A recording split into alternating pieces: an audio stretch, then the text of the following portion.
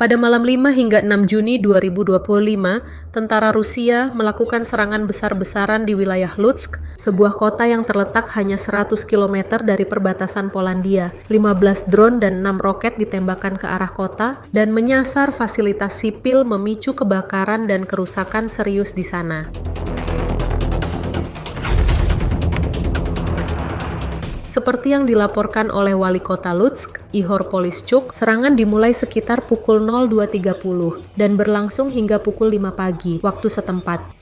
Alarm terus berbunyi selama hampir sepanjang malam. Wilayah Lutsk disebutkan bukan satu-satunya target penembakan Rusia malam itu. Serangan itu juga mempengaruhi kota-kota Ukraina lainnya, termasuk Kyiv, di mana 4 orang dilaporkan tewas. Rudal dan drone Rusia sekali lagi menghantam benda-benda sipil, membuat orang-orang Ukraina kian khawatir dihantui serangan. Serangan terhadap wilayah Lutsk, sebuah kota yang begitu dekat dengan perbatasan dengan Polandia, adalah bukti lain dari eskalasi permusuhan Rusia yang semakin mengancam keamanan wilayah tersebut.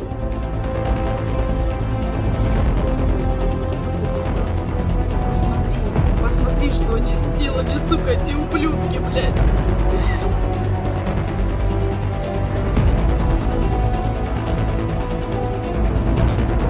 Это пиздец, это просто пиздец.